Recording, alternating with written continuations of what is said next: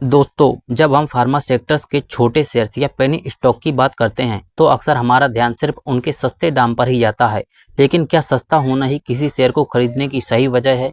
आज हम बात कर रहे हैं बायोफिल केमिकल्स एंड फार्मास्यूटिकल्स लिमिटेड की, जिसका शेयर फिलहाल 32 रुपए से 33 रुपए के बीच में ट्रेड हो रहा है।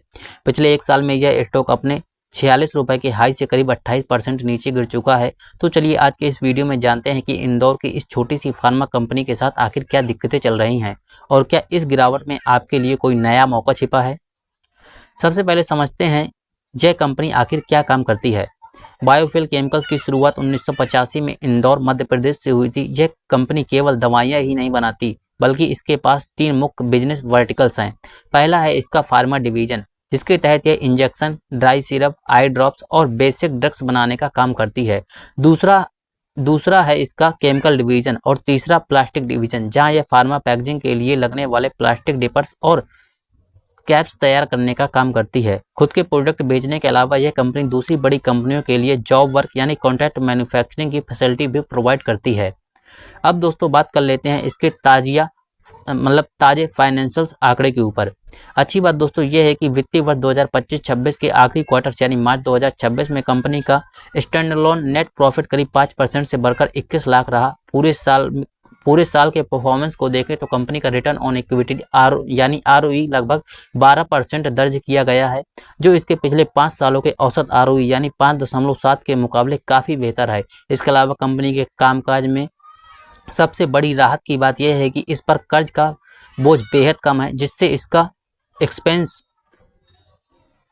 यानी ब्याज खर्च इसके ऑपरेशन रेवेन्यू के 1% से भी कम बैठता है।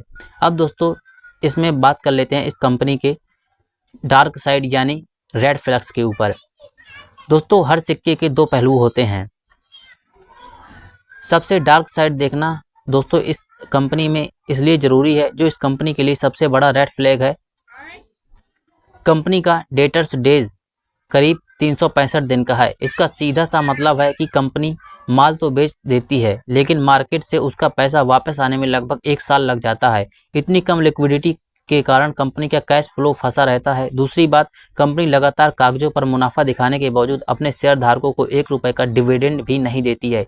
यही वजह है कि पिछले कुछ समय में इसमें विदेशी निवेशकों, एफआईआई की बिकवाली का दबाव लगातार देखा गया है। तो दोस्तों बायोफिल केमिकल्स फंडामेंटली एक बहुत छोटी यानी करीब 54 करोड़ रुपए मार्केट कैप वाली माइक्रो कैप कंपनी है। हालांकि इसका वैल्यूएशन पी रेशियो 18 के करीब है, जो रीजनेबल दिखता है, लेकिन बेहद खराब सेल्स ग्रोथ और फंसे हुए कैश फ्लो के कारण इसमें रिस्क बहुत ज़्यादा है। इसलिए ऐसे छोटे पेनी स्टॉक्स में केवल उतनी ही रकम लगानी चाहिए जितना नुकसान आप सह सके। क्या यह शेयर आपके पोर्टफोलियो में है? हमें कमेंट करके जरूर बताएं। वीडियो पसंद आए तो वीडियो को लाइक, चैनल को सब्सक्राइब करना बिल्कुल मत भूलिए। मिलता हूं आपको नेक्स्ट वीडियो में।